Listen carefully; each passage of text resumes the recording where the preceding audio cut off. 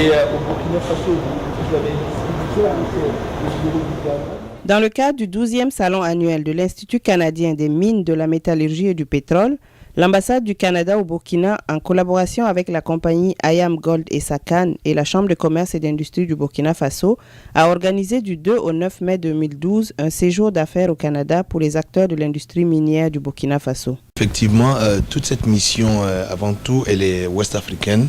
Le service des délégués commerciaux du Canada basé en Afrique de l'Ouest, donc au Burkina, au Mali, au Sénégal et en Côte d'Ivoire, a décidé d'organiser cette mission dans la droite ligne d'une première que nous avons organisée l'année passée, donc c'est-à-dire en 2011, et à Montréal ici, et qui avait eu lieu en marge du CIM, le CIM qui est le Salon international de l'Institut canadien des mines et de la métallurgie. Et donc cette mission avait donné de bons résultats. On avait emmené quelque chose comme une vingtaine de compagnies locales, essentiellement du Burkina, parce que le Burkina avait une forte délégation, 17 entreprises, et certaines du Sénégal et de la Guinée.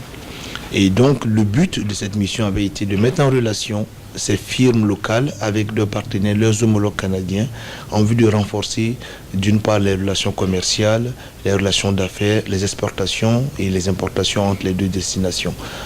Sur cette vingtaine de compagnies, autant pour moi, on a eu plus de 120 rendez-vous d'affaires, qu'on appelle communément dans notre jargon des B2B, business to business, qui ont eu lieu entre ces firmes canadiennes et les firmes venues du Sénégal et pour la plupart du Burkina Faso. Nous travaillons en partenariat surtout avec la Chambre de commerce et d'industrie du Burkina Faso pour ce qui est de l'étape du Burkina, et qui nous a aidés dans le recrutement. Je dois d'abord vous rappeler que la Chambre de commerce, en tant que structure d'accompagnement des entreprises, a une mission d'organisation de missions commerciales à l'étranger.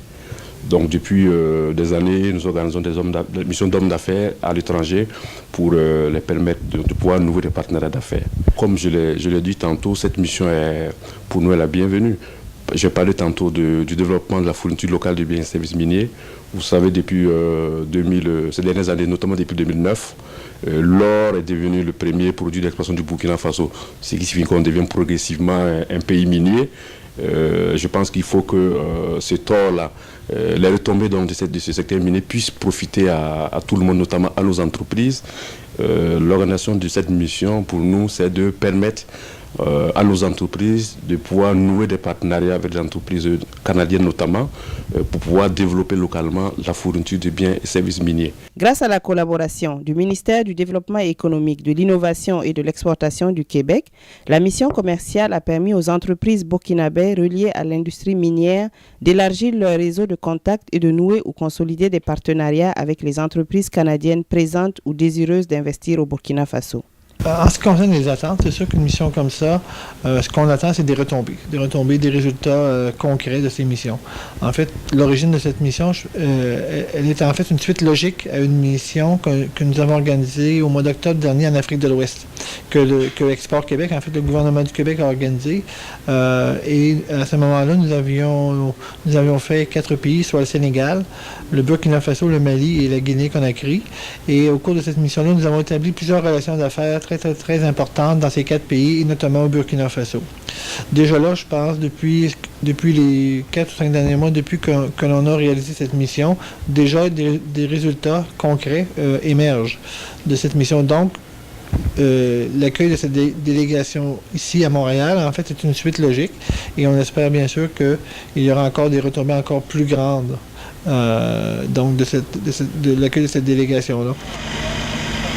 La délégation burkinabé, composée de 35 opérateurs économiques, a d'abord séjourné à Montréal du 2 au 5 mai, puis à Edmonton du 6 au 9 mai. Il faut également noter que d'autres pays de l'Afrique de l'Ouest, tels que le Sénégal et la Guinée, étaient représentés, pays qui, à l'instar du Burkina Faso, connaissent un essor particulier dans le domaine de l'industrie minière. À Montréal, la délégation ouest-africaine a participé à des séminaires sur la présence canadienne et les opportunités d'affaires en Afrique de l'Ouest, mais l'essentiel du séjour montréalais portait sur les visites d'entreprises offrant des services et des produits à l'industrie minière. Les premières visites se sont déroulées dans les entreprises Rio Tinto Alcan et SNC Lavalin, 2 leaders dans leurs domaines respectifs. Rio Tinto Alcan, filiale du groupe Rio Tinto, est le leader mondial de la production d'aluminium et l'un des plus importants fournisseurs de bauxite, d'alumine et d'aluminium dans le monde. Déjà très présent en Afrique, Rio Tinto a présenté aux entreprises africaines son offre de services et son approche du développement économique régional à travers ses activités au Cameroun, au Ghana et en Guinée. Quant à la visite à SNC-Lavalin, elle a permis à cette entreprise de faire la promotion de son expertise dans le renforcement des capacités, le transport, les infrastructures, l'aluminerie, tout cela en relation avec les projets miniers. Par la suite, les entrepreneurs ont rendu visite à CAE Mining, une entreprise à l'avant-garde de l'industrie en matière de développement et de fourniture de technologies et de services innovateurs permettant de planifier, gérer et optimiser l'exploitation minière. Afordia, entreprise spécialisée dans la fourniture d'outils de forage et d'équipements en exploration minière, la délégation a pu observer les installations et les services que cette entreprise offre à ses clients à travers le monde. Enfin, à MTI, la gestion logistique et les transports étaient plus d'actualité. En effet, étant spécialisé dans la distribution de machinerie agricole et d'équipements motorisés, MTI a permis à ses hôtes de connaître son offre de services en transport pour l'Afrique. Il faut également ajouter qu'aux visites d'entreprise se sont greffées des rencontres avec des firmes d'avocats spécialisés dans l'aide-conseil aux entreprises du secteur minier, telles que la firme Jolicoeur, Lacasse et Makati Tetro.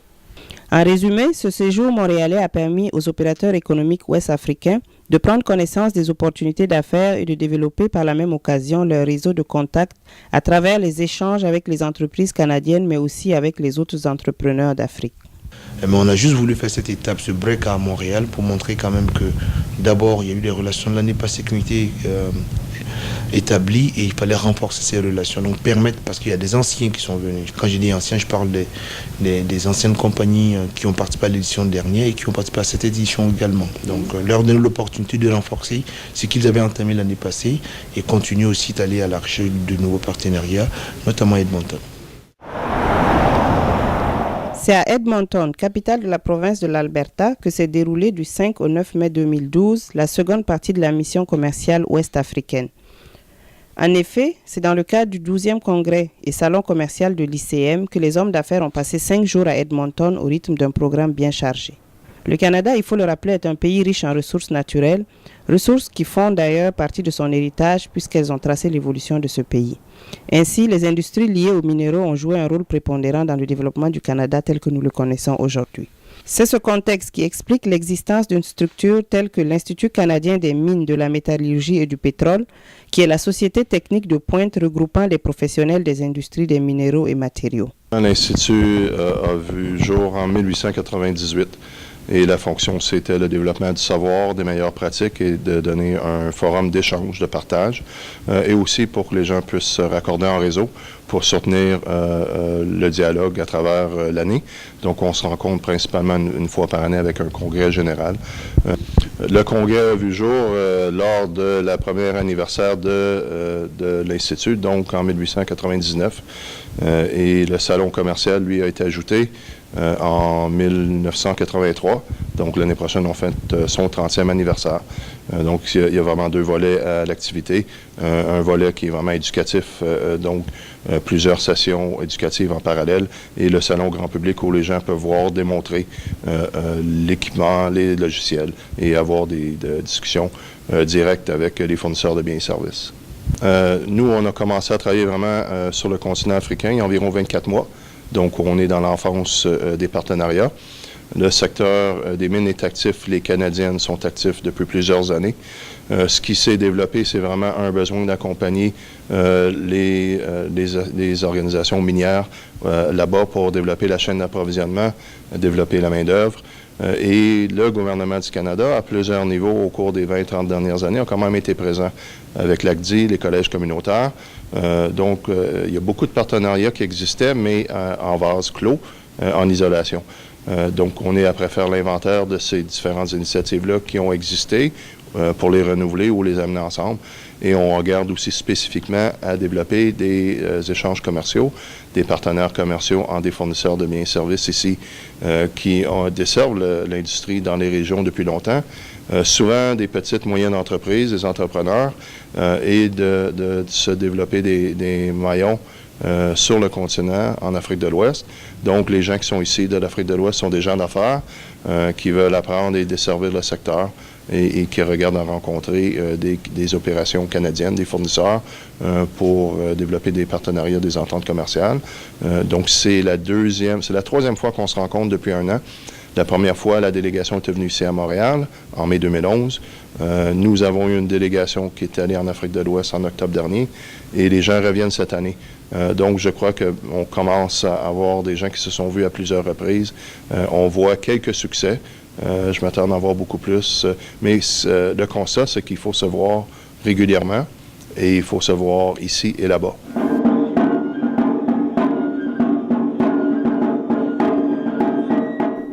Organisé au cœur de l'industrie albertaine en plein essor, le 12e congrès du lycéum à Edmonton avait pour ambition de mener des réflexions sur l'élaboration d'un modèle apte à assurer la croissance minière au Canada et partout dans le monde. Le congrès, qui a débuté par une cérémonie d'ouverture le dimanche 6 mai, a connu une première journée marquée par une série de présentations, notamment sur la présence canadienne en Afrique et le portrait de l'industrie minière en Afrique de l'Ouest. And he had a Shoshone leader up here at our event so he could be exposed to the work that we're doing. And that's the way you create change.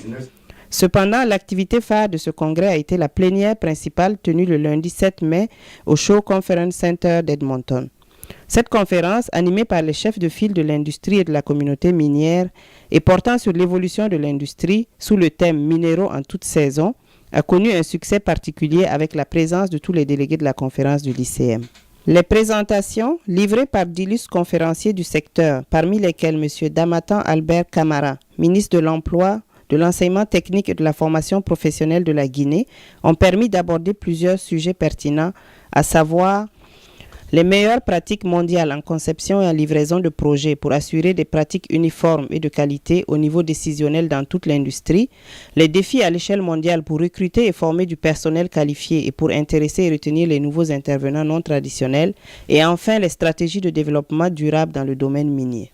Le ministre Camara, agissant en tant que représentant de tous les délégués ouest-africains présents, a livré une présentation remarquable axée sur la responsabilité sociale des sociétés minières installées en Afrique et la nécessité de leur implication effective dans le développement économique et social des communautés qui les accueillent.